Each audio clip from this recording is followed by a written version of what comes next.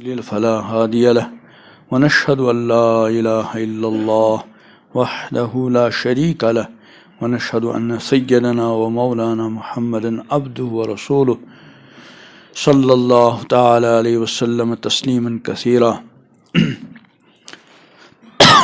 أما بعد قال رسول الله صلى الله عليه وسلم إذا تزوج العبد فقد استكمل نصف الإيمان فليتق الله في النصف الباقي وقال عليه الصلاة والسلام أعظم النكاح بركة أيسره مؤونة أو كما قال عليه الصلاة والسلام اللهم صل على سيدنا محمد وعلى آل سيدنا محمد صلاة تنجينا بها من جميع الأهوال والآفات تقديرنا بها جميع الحاجات وتطهرنا بها من جميع السيئات وترفعنا بها عندك أعلى الدرجات وتبلغنا بها أقصى الغايات من جميع الخيرات في الحياة وبعد الممات إنك على كل شيء قدير.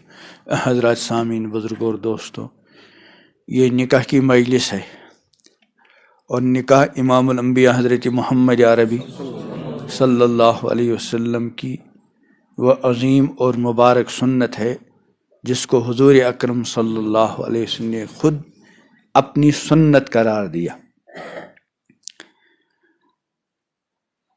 امام الانبیاء حضرت محمد عربی علیہ السلام نے عملاً بھی اور اپنے ارشادات کے ذریعے بھی امت کو اس نکاح کے سلسلے میں بہت ساری چیزوں کی ہدایت فرمائی ہے، جس کے مطابق نکاح کرنا ہر اعتبار سے باعث برکت بنتا ہے، اور جس قدر نکاح ان ہدایات سے ہٹ کر ہو تو اس سے بہت ساری خرابیاں وجود میں آ رہی ہیں اور بہت ساری آ چکی ہیں۔ امام الانبیاء حضرت محمد عربی علیہ السلام کی ان ہدایات میں سے ایک اہم ترین ہدایت جس کے آج عملاً ہم خلاف ورزی کر رہے ہیں وہ یہ کہ اپنے بچوں اور اپنی بچیوں کے نکاح کے سلسلے میں جس قدر جلد ممکن ہو نکاح کر لینا چاہیے۔ بچہ بالغ ہوا، بچی بالغ ہوئی، اللہ کا ایک نظام ہے، یہ بچہ بالغ ہونے کے بعد اور یہ بچی بالغ ہونے کے بعد اپنے اندر ایک نئی ضرورت محسوس کرتے ہیں جو اس سے پہلے محسوس نہیں کیا کرتے تھے۔ شریعت مطہرہ نے ماں باپ کو حکم دیا، پابند بنایا کہ جب بچہ اور جب یہ بچی اس نئی ضرورت کو محسوس کرنے لگیں تو حتی الامکان ان کے نکاح میں جلدی کی جانی چاہیے، تاکہ خدا نخواستہ وہ کوئی غلط راستہ نہ اپنائے۔ اول تو یہ وجہ، اور دوسری وجہ نکاح میں جس قدر جلد ممکن ہو کر لینا چاہیے۔ اس وقت کے جو حالات ہیں، اور وہ حالات کہیں باہر سے نہیں، ہمارے گھروں کے حالات ہیں، ہماری بیٹیاں، ہماری بہنیں، ہماری گھر کی خواتین جس انداز سے اور جس لباس اور جن فیشنوں کے ساتھ گھر سے باہر نکلتی ہیں تو شادی شدہ آدمی بھی بعض مرتبہ اپنے حواس کھو بیٹھتا ہے۔ امام الانبیاء حضرت محمد عربی صلی اللہ علیہ وسلم نے جہاں اور پیشن گوئیاں ارشاد فرمائی، وہاں ایک پیشن گوئی آپ نے ارشاد فرمائی جو اس وقت ظاہر ہو رہی ہے، وہ یہ کہ عنقریب ایک زمانہ آئے گا کہ میری امت کے مرد عمدہ سے عمدہ سواریوں پر سوار ہو کر مسجدوں کے دروازوں تک آیا کریں گے۔ آپ دیکھتے ہوں کہ جمعے کے موقع پر آپ کی مسجد، حالانکہ یہ کوئی بڑے بازار والی مسجد نہیں، لیکن یہاں بھی بہت ساری گاڑیاں کھڑی ہوتی ہوں گی جمعے کے موقع پر، اور جو شہر کے اندر مسجدیں ہیں، بازاروں میں ہیں، وہاں تو لمبی قطاریں لگتی ہیں جمعے کے دن۔ حالانکہ یہ قطاریں جمعے کے لیے نہیں ہونی چاہیے، یہ ہر وقت ہونی چاہیے، کیونکہ نماز صرف جمعے کے تو فرض ہے ہی نہیں۔ لیکن ہمارا معاملہ عجیب و غریب ہے۔ میں ایک بات جگہ جگہ کہتا آ رہا ہوں کہ ابھی سردی کا زمانہ ہے، گھر کے بڑوں نے اپنے لیے اور اپنے اہل و عیال کے لیے سردی کا مکمل انتظام کر رکھا ہے، سردی سے بچاؤ کا 100%۔ 100% کا مطلب یہ کہ 100% افراد کے لیے. اب جس سے جیسا انتظام ہو پڑا. ہمارے یہاں فیرن کا رواج ہے. جن گھروں میں فیرن کا ماحول ہے کوئی بھی چھوٹا بڑا مرد عورت فیرن کے بغیر نہیں ہوگا. جن کے یہاں فیرن کی عادت نہیں, فیرن کا رواج نہیں, جاکٹ ہے, گرم بنیان ہے, تو ہر کسی نے اپنی اپنی حیثیت کے مطابق سردی سے بچاؤ کا انتظام کر رکھا ہے. حالانکہ کوئی سرکاری اعلان نہیں آیا, لیکن سمجھتے بھائی سردی آنے والی, یقینی سردی آئے گی. اب یہ الگ مسئلہ ہے کہ جن کے لیے ہم سردی سے بچاؤ کا انتظام سردی آنے سے پہلے یہ کر دیتے ہیں, وہ سردیوں تک رہ بھی پائیں گے کہ نہیں, یہ ایک الگ مسئلہ ہے. لیکن ہم اپنی طرف سے انتظام پورا کر لیتے ہیں. لیکن اس کے برعکس اللہ تعالیٰ کا آرڈر حکم ہے کہ اپنے لیے جہنم کی آگ سے بچاؤ کا انتظام کرو. جہنم کی آگ سے ہے ہی نہیں. 8-10% آپ کی یہ مسجد ماشاءاللہ بڑی مسجد ہے. میں اکثر جگہ پوچھتا ہوں کتنے گھر ہیں اس مسجد سے منسلک جن کو 5 وقتہ نماز مسجد اسی مسجد میں پڑھنی چاہیے؟ کتنے گھر ہیں؟ 100 گھر. ہر گھر میں کتنے نمازی مانیں گے ہم جن کو مسجد میں نماز پڑھنی چاہیے؟ 4. تو کتنے ہو گئے, ہے نا. فجر میں کتنے ہوتے ہیں امام صاحب؟ 30. انا للہ و انا الیہ لا حول ولا قوت الا باللہ. یعنی 400 میں سے 30 آدمی ہوتے ہیں فجر میں. انا للہ.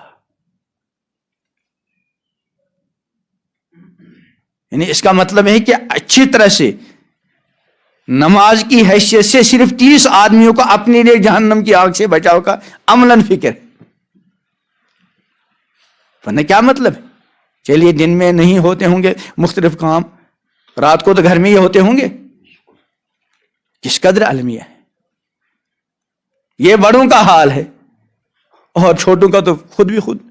حالانکہ قرآن کا حکم ہے یا ایھا الذین آمنوا قوا انفسکم واہلیکم, بچاؤ اپنے آپ کو, بچاؤ اپنے اہل و عیال کو جہنم کی آگ سے.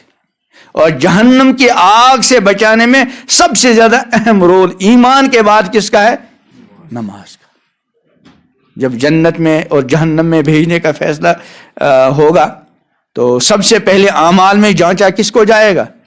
نماز کو. اول ما یحاسب العبد یوم القیامہ الصلاۃ, سب سے پہلے نماز. اور جو فیصلہ ہو چکا ہوگا اور امراً جنتی جنت میں جائیں گے, جہنمی جہنم میں جائیں گے, اللہ جہنم سے بچائے. پھر ان کو باہمی گفتگو کا موقع دیا جائے گا. قرآن پاک میں ہے جنتی ایک سوال جہنمی سے کریں گے, کیا ما سلککم فی سقر, تم کو کس جرم نے جہنم رسید کر دیا؟ جہنمیوں کا پہلا جواب جو ہوگا جہنم میں جانے کی وجہ, قالوا لم نک من المصلین, کہ بھائی ہم نماز نہیں پڑھا کرتے تھے. تو اب بتائیے آپ کے جو محلے والے ہیں ان کو اپنے اہل و عیال کے لیے سردی سے زیادہ بچاؤ کا فکر ہے یا جہنم کی آگ سے؟ عملاً کیا لگتا ہے؟ سردی سے بچاؤ کا فکر ہے. جہنم کی آگ سے بچاؤ کا اللہ تعالی ہمارے اندر وہ فکر پیدا فرمائے. تو یہ اس بات پر بات عرض کی تھی کہ یہ جو گاڑیوں کا سلسلہ اور مسجدوں کے اندر رش, یہ تو پانچوں وقت ہونا چاہیے تھا. اور اکثر جگہ میں دیکھتا ہوں کہ مسجدیں پہلے اسے رکھتے ہیں چھوٹی. یہاں تو ماشاءاللہ بڑی مسجد ہے, ورنہ عام طور بہت سی جگہ ایسا لگتا ہے کہ اگر محلے کے سارے لوگ مسجد میں آنا چاہیں, جن کو مسجد میں آنا چاہیے, تو شاید 8-10% مسجدیں ایسی ہوں گی جہاں محلے والوں نے اپنے تمام محلے کے لیے نمازیوں کے لیے مسجد میں انتظام کر رکھا. ورنہ 90% مسجدیں ایسی ہیں کہ وہاں تمام محلے والوں کے لیے نماز کا انتظام, اور کریں گے بھی کیسے جب آتے ہی نہیں. چھوٹی سی مسجد ہے, محلہ بہت بڑا, وہ بھی نہیں بھرتا. تو بہرحال میں عرض کر رہا تھا, فرمایا پیغمبر علیہ السلام نے ایک زمانہ آئے گا میری امت کے مرد عمدہ سے عمدہ سواریوں پر سوار ہو کر مسجدوں کے دروازوں تک آیا کریں گے. لیکن گھریلو معاملہ کیا ہوگا, اس کو سوچیں اور اپنے گھروں کا محاسبہ کریں, کہیں یہ پیشن گوئی ہمارے گھروں میں پھر تو نہیں آ رہی. فرمائے نساؤہم کاسیات عاریات، ان کے گھر کی خواتین لباس پہن کر ننگی. پہلے زمانے میں اس کا سمجھنا ذرا دشوار تھا کہ لباس پہن کر تو ننگی کیسی، ننگی ہے تو لباس کا مطلب کیا ہوتا ہے. لیکن آج کل اس کا سمجھنا مشکل نہیں، گھروں میں مطلب سمجھ میں آ جاتا ہے. وہ ننگا پن، تین طریقے کا ننگا پن. ایک تو یہ کہ ہماری بیٹیاں، ہماری گھر کی خواتین لباس ہی ادھورا پہنتی ہیں، بال کھلے ہیں، چہرہ جو خوبصورتی کے لیے مرکزی مقام ہے وہ کھلا ہوا ہے. جو چاہتا ہے ہماری اس بیٹی کو دیکھ کر آنکھ کی بدکاری میں مبتلا ہوتا ہے. حدیث میں ہے نا، العینان تزنیان وزناہم النظر، آنکھیں زنا کرتی ہیں اور آنکھوں کا زنا کیا ہے؟ دیکھنا. جو بھی اس بیٹی کو دیکھتا ہے، اس کے چہرے کو دیکھتا ہے، تو گویا کہ وہ اس کے ساتھ آنکھ کی بدکاری میں کیا ہوتا ہے؟ مبتلا ہوتا ہے. وہ کتنا بے غیرت باپ ہے، کتنا بے غیرت شوہر ہے کہ جو چاہتا ہے اس کی بیوی کو دیکھ کر آنکھ کے زنا میں مبتلا ہوتا ہے، جو چاہتا ہے اس کی بیٹی کو دیکھ کر آنکھ کے زنا میں مبتلا ہوتا ہے. یہ غیرت ہے کہ بے غیرتی؟ انتہا درجے کی بے غیرتی، جو ایک مسلمان کو زیب نہیں دیتی بے غیرتی. مسلمان باغیرت ہوا کرتا ہے. تو فرمایا نساؤہم کاسیات عاریات، ان کی گھر کی خواتین ننگی. تو ایک ننگا پن یہ کہ لباس ہی ادھورا، اور دوسرا ننگا پن یہ کہ لباس اتنا باریک کہ جسم کی کھال تک نظر آئے، اور سب سے بڑا ننگا پن یہ کہ لباس اتنا چست کہ جسم کی ساخت اور جسم کی بناوٹ ابھر کر آتی ہے. یہ ننگا پن ہے. فرمائے نساؤہم کاسیات عاریات، ان کے گھر کی خواتین لباس پہن کر ننگی. اور اتنا ہی نہیں بلکہ فرمایا مائلات، ادھر ہی سے دوسروں کی طرف مائل ہونے والیاں، اور ممیلات، اور دوسروں کو اپنی طرف. اس سے زیادہ مائل کرنا کیا ہوگا کہ ہماری بیٹی فیشنی اور پرکشی لباس پہن کر بلا پردہ گھر سے مختلف کاموں سے نکلتی ہے. تو یہ تو اپنی طرف مائل کرنا ہی ہوا، ورنہ تو شریعت کا حکم، پیغمبر علیہ السلام کو حکم دیا گیا یا ایھا النبی قل لازواجک وبناتک ونساء المؤمنین، کہہ دیجئے اپنی ازواج مطہرات کو، اپنی صاحبزادیوں کو، ایمان والی خواتین سے، یدنین علیہن من جلابیبہن، اپنی جلباب چادر کا کچھ حصہ نیچے کو سرکایا کریں. ذالک ادنی ان یعرفن، اس سے جلدی پہچانا جائے گا. میں گزارش کیا کرتا ہوں، ایک ہماری وہ بیٹی جو بے پردہ نکلتی ہے اور ایک وہ بیٹی جو پردے کے ساتھ نکلتی ہے، پہچانا کس کو جائے گا؟ پردے والی کو کہ بے پردہ کو؟ لیکن قرآن کیا کہتا ہے؟ ذالک ادنی ان یعرفن، اس کو جلدی پہچانا جائے گا. کیا مطلب؟ پہچانے کے دو مطلب. ایک یہ کہ ہماری وہ بیٹی جو بے پردہ ہو کر نکلتی ہے، یہ پہچانا جائے گی اس کی عمر کیا ہوگی، صورت کیسی ہے، قد کیسا ہے، اور اگر کسی جان پہچان والے کی ہوگی تو کس کی بیٹی ہے، کس کی بیوی ہے. اور قرآن نے جو یہ فرمایا کہ پردے والی جلدی پہچانی جائے گی، یعنی اس کے بارے میں پہچانا جائے گا یہ کسی بے غیرت باپ کی بیٹی، بلکہ کسی باغیرت باپ کی باغیرت بیٹی، باحیا باپ کی باحیا بیٹی. ذالک ادنی ان یعرفن فلا یؤذین، اس کو ایذا نہیں دی جائے گی، اس سے چھیڑخانی نہیں کی جائے گی، اس کا انتظار نہیں کیا جائے گا، اس کا موبائل نمبر حاصل کرنے کی کوشش نہیں کی جائے گی، کیونکہ اس کا لباس ہی بتا رہا ہے یہ کسی شریف خاندان کی لخت جگر ہے. تو میں عرض کر رہا تھا کہ اس وقت جو ماحول بنا ہوا ہے وہاں شادی شدہ کے لیے سنبھلنا مشکل. اس لیے اس وقت گھر کے بڑوں پر دو ذمہ داریاں بڑی اہم. ایک اپنے بچوں اور بچیوں کا نکاح کیا کریں وقت پر، اور دوسرا کم از کم اپنے گھروں پر تو کنٹرول کر لیں. میں آپ کو کہہ سکتا ہوں، تیز لہجے میں کہہ سکتا ہوں، اس سے زیادہ کیا کہوں گا. لیکن جہاں تک مجھے اپنے گھر کا معاملہ ہے اور آپ سب حضرات کے اپنے گھر کا معاملہ ہے، اپنے گھر پر ہر انسان کنٹرول کر سکتا ہے. تو بہرحال پہلی ہدایت پیغمبر کریم علیہ السلام کی یہ ہے کہ نکاح کے بارے میں جلدی انسان کو فارغ ہو لینا چاہیے.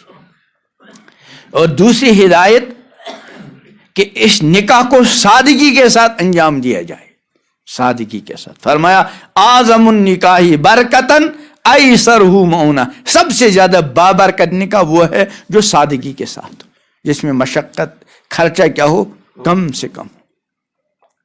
اس وقت امت کا جو سرمایہ، امت کی جو کمائی ہے، بس چند کام میں خرچ ہو رہی ہے. ایک بڑے بڑے بنگلے بنائیں گے، گھر میں 3 آدمی ہیں، 4 آدمی ہیں، مکان بنا رکھا ہے 3 منزلہ 15-20 کمروں پر مشتمل. انا للہ و انا الیہ راجعون.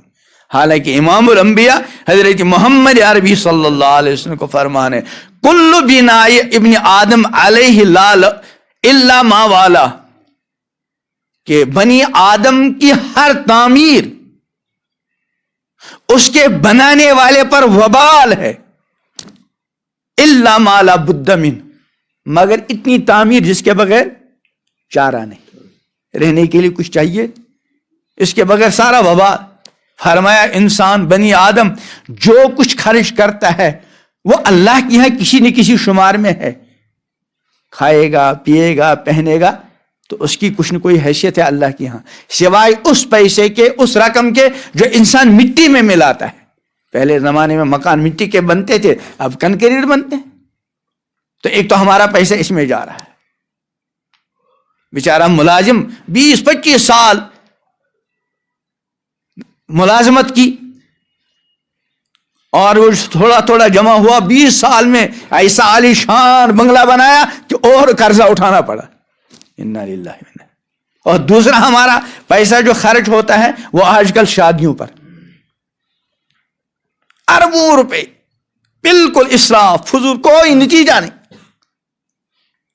ہاں، بدترین نتیجہ یہ ہے کہ بے شمار ہزاروں کی تعداد میں ہماری بیٹیاں 30-40 سال 45 سال کی عمر کو پہنچی ہیں، ابھی تک ان کے نکاح نہیں ہو.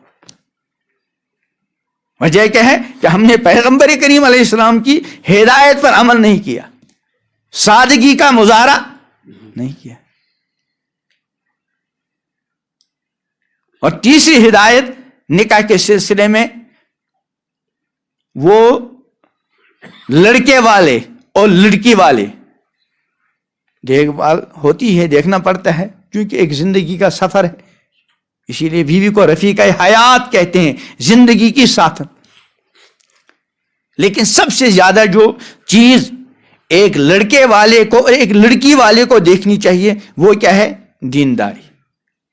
فرمایا تنکح المرأۃ لاربعین، کسی خاتون کے ساتھ 4 چیزوں میں سے کوئی ایک چیز دیکھ کر نکاح کیا جاتا ہے.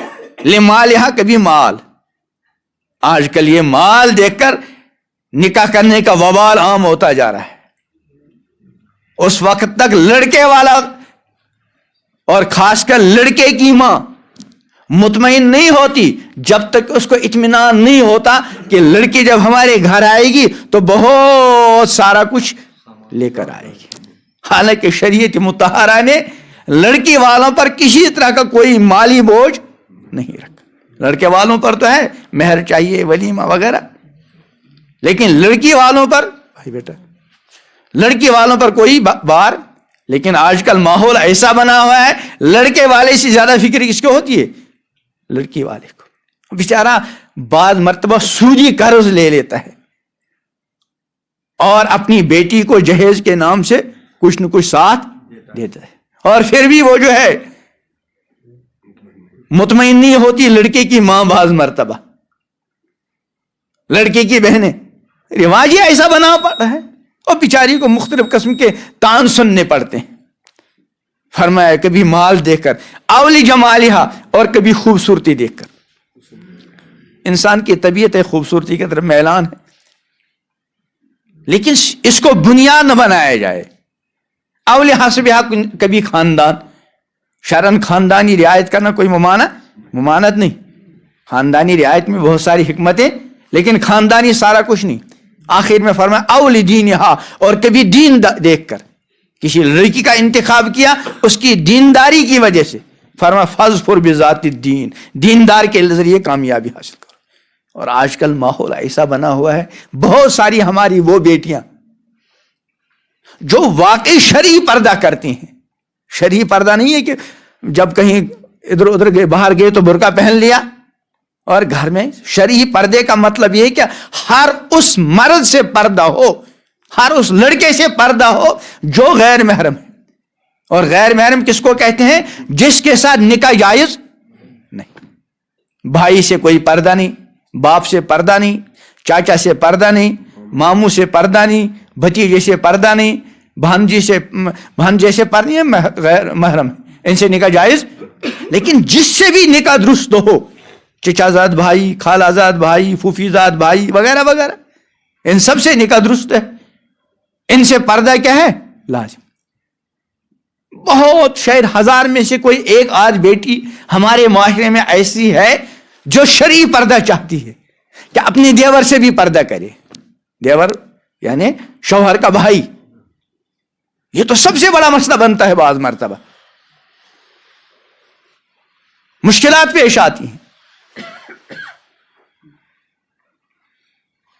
تو کیا فرمایا؟ آؤ بے دین، یہاں دین دیکھ کر۔ اسی طرح لڑکے کا انتخاب کرنا ہو، وہاں بھی دین کو بنیادی ترجیح دی جائے۔ فرمایا پیغمبر کریم علیہ السلام نے، جب تمہاری بیٹی کے لیے یا کسی بہن کے لیے ایسے کی طرف سے پیغام نکاح آوے جس کی دو چیزوں پر مطمئن ہو، ایک اس کی دینداری اور ایک اس کے اخلاق، ایک دینداری اور اخلاق۔ اخلاق بھی دینداری کا اہم ترین حصہ ہے، لیکن اور اخلاق کی اہمیت ہی کی وجہ سے اخلاق کا الگ سے تذکرہ کیا، ورنہ دینداری میں اخلاق بھی آ گئے۔ جیسے ہے نا، من کان عدوا للہ وملائکتہ وجبریل، تو پہلے ملائکہ کو ذکر کیا، ملائکہ میں تو جبریل بھی ہے، لیکن پھر جبرائیل کا تذکرہ ان کی خصوصیت کی وجہ سے۔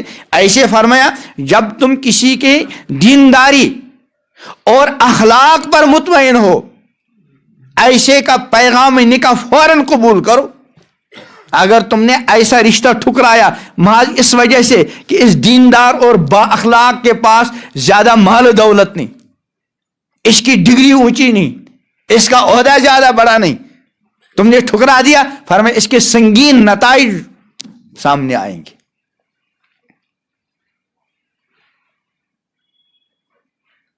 ایک واقعہ لکھا ہے حضرت سعید ابن مسیب رحمۃ اللہ علیہ، جو سید التابعین، بہت اونچے درجے کے تابعی تھے۔ ان کے ایک بیٹی تھی، بڑی پڑھی لکھی، اس زمانے میں پڑھے لکھے ہونے کا دار و مدار ان ڈگریوں پر نہیں، ان ڈگریوں کو تو نام نشان بھی نہیں تھا اس زمانے میں۔ اس وقت پڑھے لکھے ہونے کا دار و مدار کس پر؟ قرآن و سنت کا علم۔ اب بھی وہی، اصل علم تو وہی ہے، لیکن ہمارے یہاں اس کی کوئی اہمیت نہیں۔ ہمارا بچہ، ہماری بچی بعض مرتبہ پی ایچ ڈی کرتے ہیں، کلمے کے الفاظ بھی درست نہیں، کیونکہ سب کچھ دنیا کو سمجھ رکھا ہے۔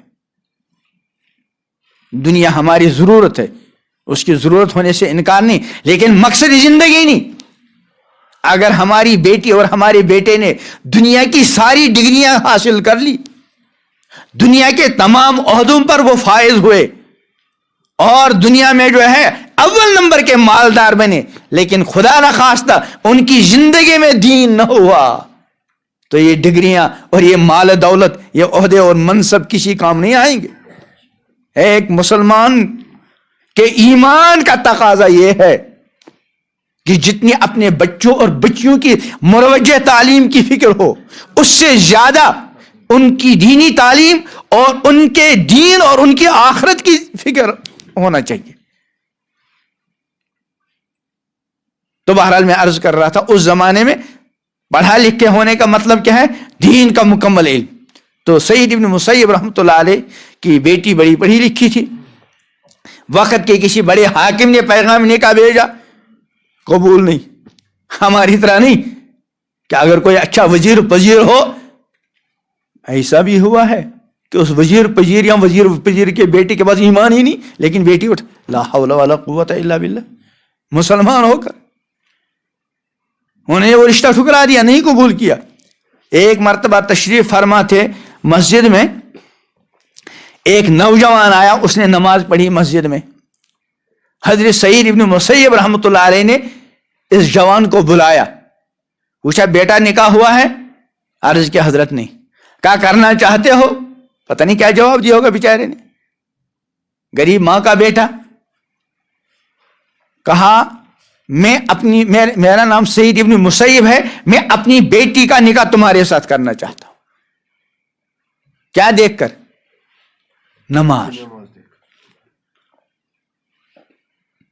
انہوں نے دیکھ لیا جس انداز سے اس بچے نے نماز پڑھی، اس کی نماز کا اثر اس کی پوری زندگی پر ہوگا، اور ہوتا ہے۔ قرآن نے فرمایا ان الصلاۃ تنہا عن الفحشاء والمنکر، نماز ہر طرح کی بے حیائی اور منکر اور گناہ کے کاموں سے روکتی ہے۔ لیکن جب نماز ہو، ہماری نماز بھی بالکل بے جان۔ ایک بندہ نماز پڑھے، اور جس کو نماز کہتے ہیں اللہ مجھے بھی وہ نماز عطا کرے، نصیب کرے، تم کو بھی۔ یعنی دن میں درجنوں سجدے اللہ کو کیے کرتے ہیں نا، بار بار اللہ کی بارگاہ میں جھک رہا ہے، بار بار اللہ کی بارگاہ میں کھڑا ہے، بار بار اللہ کے سامنے ہاتھ پھیلا رہا ہے، لیکن نماز کو کوئی اثر ہی نہیں پڑ رہا ہماری زندگیوں پر۔ کسی بزرگ کے پاس، کسی اللہ والے کے پاس اگر روزانہ آدھا گھنٹہ بیٹھو اخلاص کے ساتھ تو فائدے سے خالی نہیں رہتا۔ اور یہاں پوری کائنات کے خالق و مالک کی بارگاہ میں اس کے قریب جاتا ہے، اور بہت قریب۔ سب سے زیادہ قریب کہاں ہوتا ہے بندہ؟ سجدے میں۔ اس سے زیادہ قریب جانے کا کوئی موقع نہیں، لیکن بس غفلت سے ساتھ جا رہا ہے۔ اگر اس استحضار کے ساتھ قریب جائے گا کہ میں اللہ کے قریب جا رہا ہوں، اور اپنا کنیکشن سجدے میں اللہ سے جوڑے گا، رکوع میں جوڑے گا، قیام میں جوڑے گا، ہر نماز کا الگ اثر لے کر جائے گا۔ اللہ مجھے ایسی نماز عطا کرے۔ غفلت کی نماز، بھائی نماز کا مقصد کیا ہے؟ اقیم الصلاۃ لذکری، نماز کو میری یاد کے لیے قائم کرو۔ اب ہماری نمازیں کیا ہوتی ہیں؟ قیام کیا لیکن اللہ یاد ہی نہیں آیا۔ کبھی ایسا ہوتا ہے نا، اللہ اکبر سے لے کر سلام پھیرنے تک بیچ میں اللہ یاد ہی نہیں آیا۔ حالانکہ اللہ کیا فرماتے ہیں کہ نماز کو یاد کرو، کس لیے؟ نماز کو قائم کرو میری یاد کے لیے۔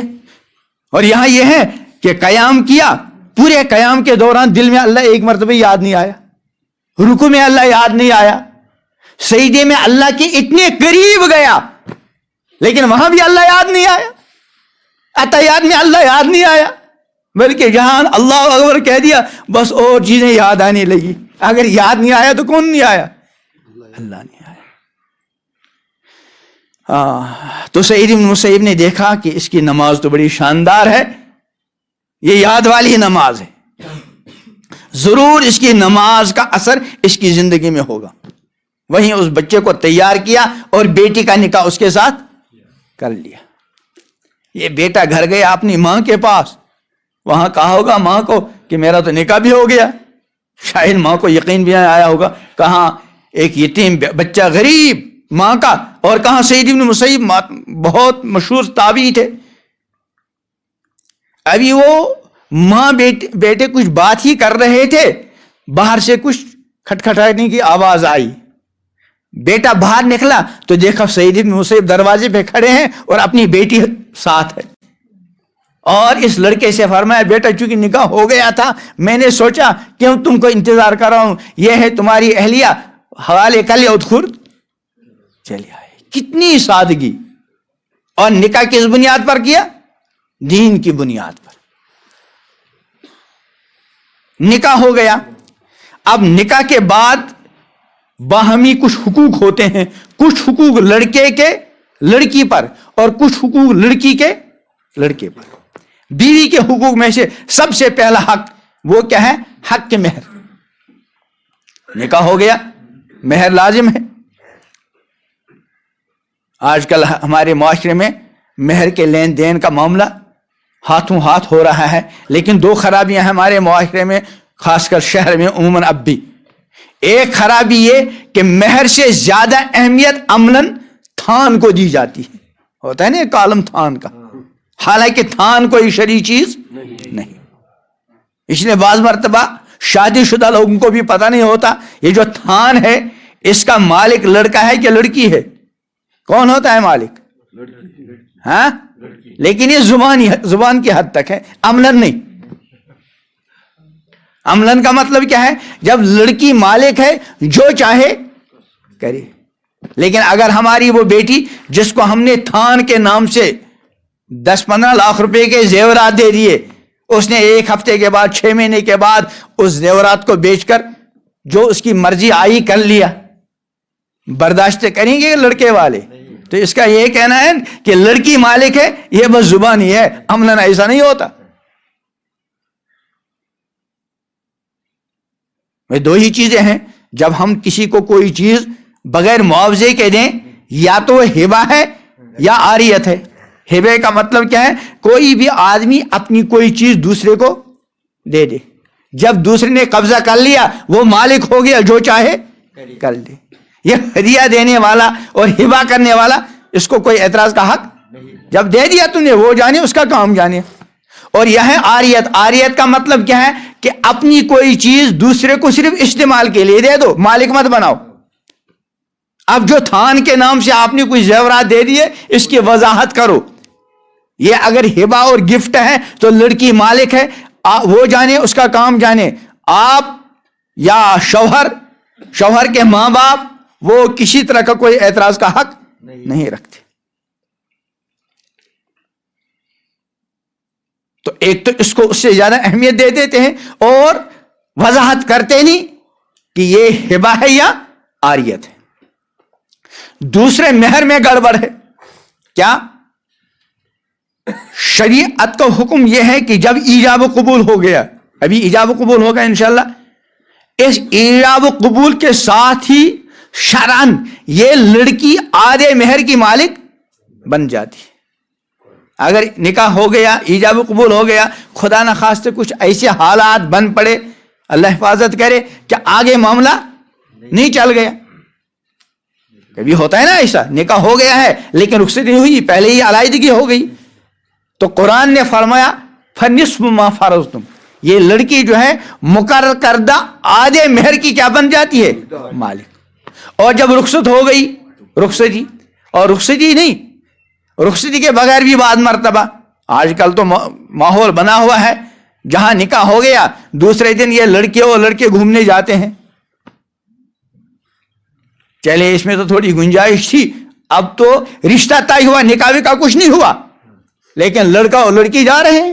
انا للہ و انا الیہ راجعون۔ کتنا بے غیرت ہے یہ لڑکی کا باپ، اور کتنا سارا ہی بے غیرتی۔ رشتہ طے ہو گیا، لڑکے والے لڑکی کے پاس فون بھیجتے ہیں، کیوں بھائی؟ آپس میں گفتگو کرتے رہیں گے۔ بعض مرتبہ کوئی لڑکا بیچارہ باہر ہوتا ہے، وہ فون اٹھانا، ایسے معاملات آئے کہ اسی پر ختم ہو گیا، طلاق کا نکاح ہی نہیں ہوا، رشتہ ختم۔ جو آپس میں معاملہ طے کیا تھا رشتہ کریں گے، محض اس وجہ سے کہ لڑکا اس لڑکی کا فون حالانکہ نہیں اٹھانا، ابھی اجنبیہ ہے۔ دوبارہ لڑکے اور لڑکی کا نکاح ہو گیا، اب وہ کہیں گھومنے گئے، اب کہیں ہوٹل میں گئے چائے پینے، کمرہ بند کر لیا۔ اس انداز سے کمرہ بند ہے کہ اگر وہ آپس میں ایک دوسرے سے ملنا چاہیں، کوئی شرعی رکاوٹ بھی نہیں اور کوئی ظاہری رکاوٹ بھی نہیں۔ ظاہری رکاوٹ کا مطلب مثلاً کھڑکیاں کھلی ہیں، لوگوں کے آنے جانے کا کیا ہے؟ خطرہ ہے، تو گویا کہ ظاہری رکاوٹ ہے۔ اور اس شرعی رکاوٹ کا مطلب یہ ہے کہ کمرہ تو بند ہے لیکن یہ جو لڑکی ہے یہ ایام میں ہے، یعنی حیض کے زمانے میں۔ یہ کون سی رکاوٹ ہے؟ شرعی۔ یا رمضان کا روزہ ہے تو یہ بھی کون سی رکاوٹ ہے؟ شرعی۔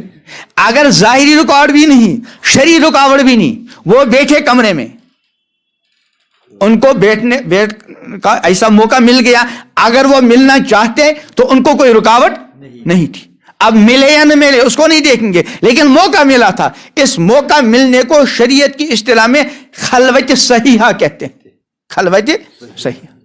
اس خلوت صحیحہ کی وجہ سے یہ لڑکی مکمل مہر کی مالک بنی. ابھی رخصتی نہیں ہوئی، خلوت صحیحہ ہو گئی، لڑکی کیا بن گئی؟ مکمل مہر کی مالک. یہ تو شریعت کا معاملہ ہے. اور ہمارا معاملہ کیا ہے کہ مہر کے نام سے کوئی زیورات وغیرہ دے دیے اور رخصتی بھی ہو گئی. 1-2 سال کے بعد بیٹا بھی ہو گیا، بچہ بھی ہو گیا، لیکن ابھی تک امنن یہ بیوی اپنے مہر کی مالک امنن نہیں. امنن کیا مطلب؟ وہ اگر کل ان زیورات کو بیچنا چاہے، کسی بھی کام میں لگانا چاہے، تو ہمارے معاشرے میں اس کو برداشت نہیں کیا جائے گا. یہ بہت بڑی زیادتی. جو چاہے کر لے مہر. بلکہ اب تو الٹا ہے کہ جہاں رخصتی ہو گئی کچھ دن کے بعد شوہر اپنی بیوی سے واپس مانگ رہا ہے. کیوں؟ مجھے تجارت بھائی تمہیں تجارت اس پہ کیوں وہ بٹھا رہا ہے بیچاری؟ ہم کو زمین خریدنی. ظلم ہے یہ بیٹی کے ساتھ. پھر یہ جو زیورات کا معاملہ ہے، سونے کا چاندی کا، یہ تو بہت بڑا معاملہ ہے. اس کے ادھار کا مسئلہ اور اس کے تبادلے کا مسئلہ یہ بہت نازک معاملہ ہے. اس میں جو ہے ربا کا معاملہ ہے بھی ہے. بہرحال اس وقت میں ادھر نہیں جاتا. تو میں عرض کر رہا تھا کہ پہلا حق کیا ہے؟ حق مہر. تو مہر میں لین دین تو ہو رہا ہے، لیکن 2 چیزیں، 2 خرابیاں ہیں. ایک، تھان کو مہر سے زیادہ اہمیت دی جا رہی ہے. پھر تھان کے بارے میں وضاحت بھی نہیں ہوتی، یہ ہباہیہ عاریت ہے. اور دوسرے، بیوی کو مہر پر مالکانہ حقوق امنن نہیں ہوتے. یہ ظلم ہے، زیادتی ہے اس بیٹی کے ساتھ. دوسرا حق ہے نان نفقہ. بیوی شوہر کے گھر آ گئی، اب اس کے کھانے کی، پینے کی، رہنے کی، کپڑے کی، لباس کی ساری ضرورتیں کس کو پوری کرنی ہے؟ شوہر کو. جہاں تک کھانے پینے وغیرہ کا مسئلہ ہے وہ تو چلتا ہے، لیکن جہاں رہائش کا معاملہ ہے وہاں بعض مرتبہ اس بیٹی کے ساتھ ظلم ہوتا ہے، زیادتی ہوتی. وہ جس گھر میں آ گئی، بعض مرتبہ وہاں چچا زاد بھائی بھی، فلاں بھی. اول تو پردے کا اہتمام نہیں ہو پاتا، اور دوسرے یہاں بہت سی جگہ عرف یہ ہے کہ جب کوئی بیٹی ہمارے گھر میں بہو بن کر آ گئی، ہم کو لگتا ہے کہ ہماری یہاں ایک نوکرانی کا اضافہ ہو گیا. یاد رکھیں، آپ کے گھر میں، ہمارے گھر میں جو بیٹی بہو بن کر آ گئی وہ ہمارے گھر کی نوکرانی نہیں کہ سارے گھر کے رہنے والوں کے لیے کھانا پکائے، مہمانوں کو کھانا بنائے، سب کچھ کرے. اس کی ذمہ داری نہیں شرعاً. وہ ٹھیک ہے کر لے، وہ الگ مسئلہ ہے. لیکن مسئلہ موجود ہے کہ ایک شوہر اپنی، یعنی بیوی جو ہے، بیٹی بہو بن کر آ گئی، اس کو چاہیے کہ اپنے ساس اور سسر کو اپنے ماں باپ کا درجہ دے، سعادت سمجھ کر ان کی خدمت کرے. لیکن جہاں تک مسئلے کا تعلق ہے، شوہر اپنی بیوی کو اپنے ماں باپ کی خدمت کرنے پر مجبور نہیں کر سکتا. میں نے 2 باتیں کہیں. ایک یہ کہ بہو کو چاہیے کہ اپنے والد نسبتی، والدہ نسبتی، ساس و سسر کو اپنے ماں باپ کا درجہ دے، سعادت سمجھ کر ان کی خدمت کرے. یہ تو اپنی جگہ ہے اخلاقی فریضہ. لیکن جہاں تک مسئلے کا اور قانون کا تعلق ہو، شوہر مجبور نہیں کر سکتا. ساس اور بہو کی لڑائیاں چلتی ہیں، اور 90% زیادتی کس کی ہوتی ہے؟ ساس کی، بہو کی نہیں. شاید نہیں کہ ہم بہت تیز ہے. ساس کی زیادتی ہوتی ہے. اور اگر ساس کیا ہو، پڑھی لکھی ہو، کوئی افسر رہی ہو، اب بیچاری ہو گئی ریٹائر. اور جو افسر ہوتے ہیں نا، ان کو ڈانٹ ڈپٹ کی عادت ہوتی ہے. جیسے کہ مدرسے کا محتمم ہو، اس کو بھی ہر وقت.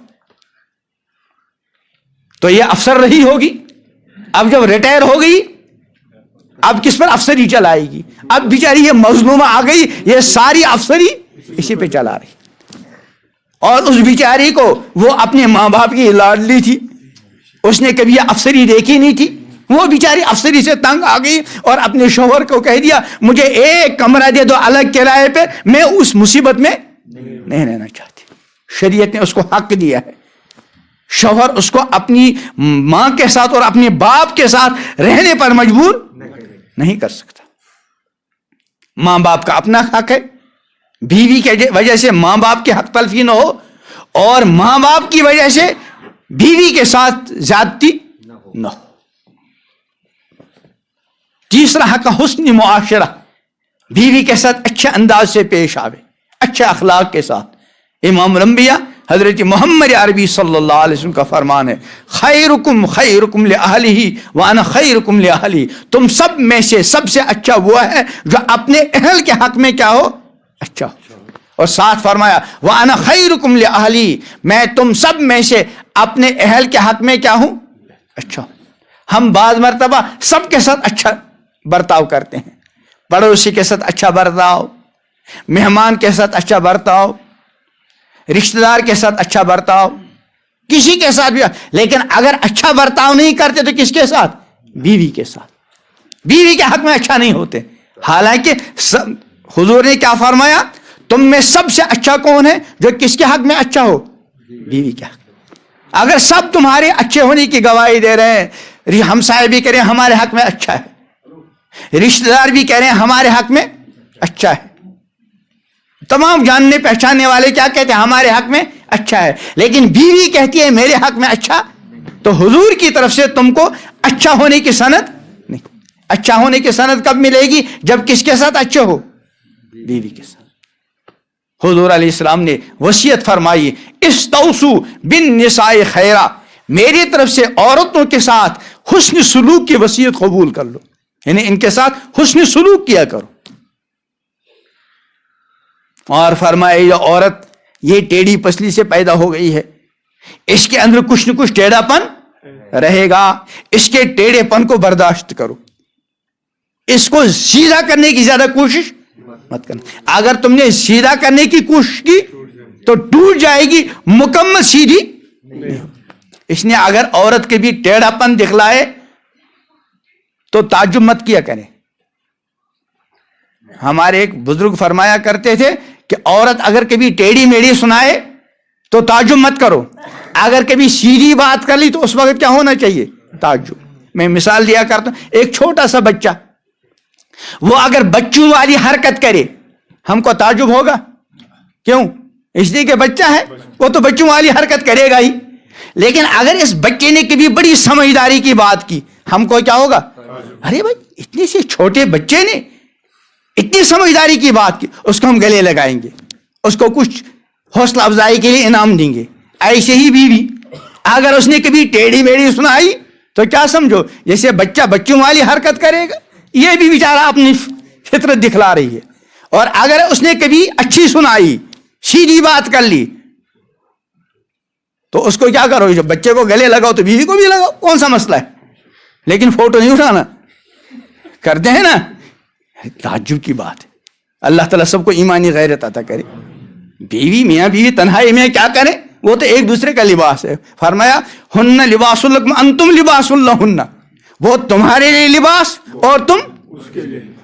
لیکن لباس کا کیا کام کیا ہے، دوسروں کو دیدار کرانا کہ چھپانا؟ ہاں،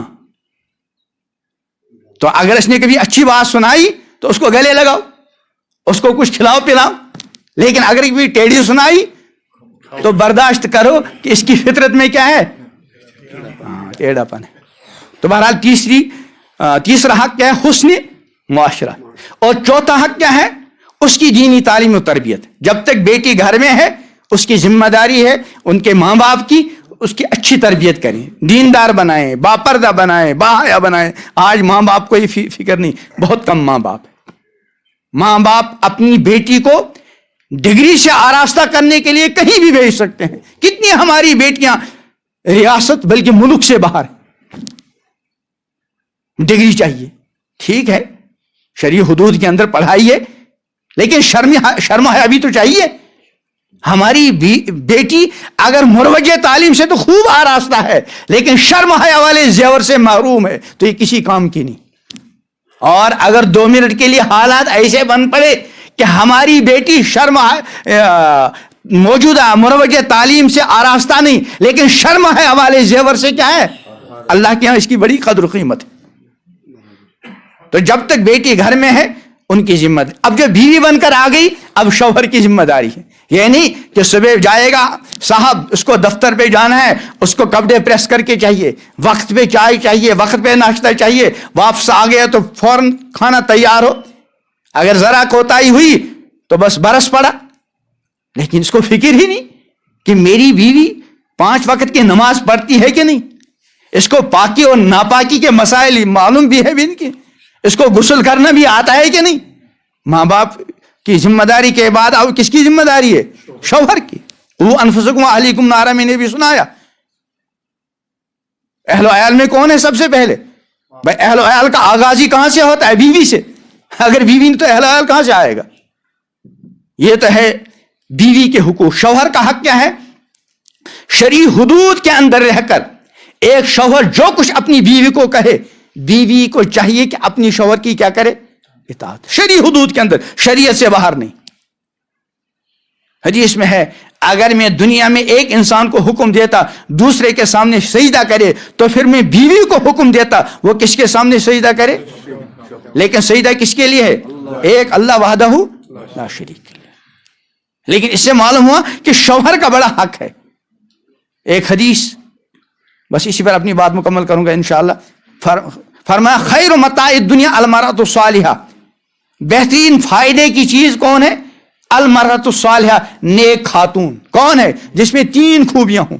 سب سے پہلی خوبی لڑکی کی، بیوی کی کیا ہے؟ جب اس کا شوہر اس کو دیکھے، شوہر کو دیکھ کر خوشی ہو.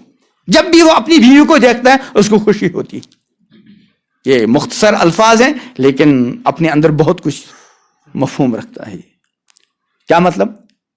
یعنی وہ اپنے شوہر کے سامنے ہر وقت صاف و شفاف رہتی ہے، اچھے لباس میں، بناؤ سنگار کے ساتھ اپنے شوہر کے لیے. جب بھی شوہر آتا ہے اس کو خوشی ہوتی ہے. لیکن ہماری بیٹیاں ایسا نہیں کرتی. نکاح ہو گیا، رخصتی ہو گئی اور یہ جو رسومات ہوتی ہیں ان کی تکمیل ہو گئی. اب جو عمدہ سے عمدہ لباس اور عمدہ سے عمدہ زیورات وہ ہماری بیٹی اٹھا کر کہاں رکھے گی؟ لاکر میں.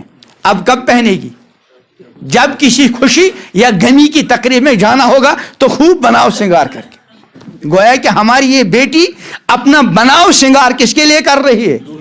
غیروں کے لیے. اور جہاں واپس آ گئی فوراً یہ بناؤ سنگار والا لباس کہیں شوہر نے دیکھے. انا للہ و انا الیہ راجعون. حالانکہ ایک عورت کو تمام بناؤ سنگار کے ارمان جہاں تک شریعت اجازت دیتی ہے کس کے لیے کرنا چاہیے؟ حضور اکرم صلی اللہ علیہ وسلم نے صحابیات کو تربیت فرمائی تھی. ایک صحابیہ ہے حضرت ام سلیم رضی اللہ عنہا، بڑے اونچے درجے کے صحابیہ ہیں. ان کے مختلف واقعات ہیں سیرت کی کتابوں میں. ایک مرتبہ ان کا بیٹا بیمار تھا، کئی دن تک بیمار رہا. ان کے شوہر دن میں کام پر جاتے تھے، باہر جاتے تھے. جب واپس آتے تو سب سے پہلے بیوی سے پوچھتے بچے کا کیا حال، جیسے ہوتا ہے اور عادت. لکھا ہے کہ ایک مرتبہ شوہر باہر تھے، اتنے میں بچے کا ہو گیا انتقال. بیوی نے سوچا کہ اگر میں نے آتے ہی شوہر کو بتا دیا وہ بیچارہ نہ کھانا کھا پائے گا اور نہ سو پائے گا. اس سمجھدار بیوی نے کیا کیا؟ اپنے بچے کی لاش اٹھا کر ایک سائڈ رکھ دی. شوہر آیا اور معمول کے مطابق پوچھا بچے کا کیا حال ہے. بیوی نے کہا اب آرام ہے. اب کیا ہے؟ آرام تھا کہ نہیں تھا؟ یعنی اب تک تکلیف تھی، جب روح نکل گئی آرام. اور معصوم بچہ ہے وہ، ہمیشہ کے لیے آرام. شوہر کیا سمجھے؟ آرام ہے. اور بیوی نے کیا مراد لیا؟ اس کو کہتے ہیں توریہ. جیسے حضرت ابراہیم علیہ السلام سے اس ظالم بادشاہ نے پوچھا تمہارے ساتھ کون ہے؟ ابراہیم علیہ السلام نے کیا کہا؟ ہاں بہن. اس نے کیا سمجھا؟ یہ والی بہن. اور ابراہیم علیہ السلام نے اپنی جگہ کیا ذہن میں لیا؟ دینی بہن. ظاہر بات ہے قرآن کہتے ہیں انما المؤمنون، مسلمان بھائی بھائی ہیں تو اس اعتبار سے بہن ہے وہ دینی ایمانی بہن. تو اس کو کہتے ہیں توریہ. اب جو مجھے سنانی یہ بات، حضرت ام سلیم فرماتی ہیں جب رات ہو گئی میں جس طرح روزانہ اپنے آپ کو سجاتی تھی. جس طرح میں روز بناؤ سنگار کرتی تھے, میں نے آج بھی کیا. دن میں ہی کیا کہ رات میں؟ رات میں. کس کے لیے؟ حالانکہ بچے کی لاش پڑی ہوئی ہے, اور ماں کو باپ سے زیادہ بچے کے ساتھ وابستگی ہوتی ہے, اسی لیے ماں کا حق زیادہ ہے. ایک موقع پہ عرض کیا کسی نے, من احق بحسن صحابتی, کہ یا رسول اللہ صلی اللہ علیہ وسلم میرے حسن سلوک کا سب سے زیادہ حقدار کون ہے؟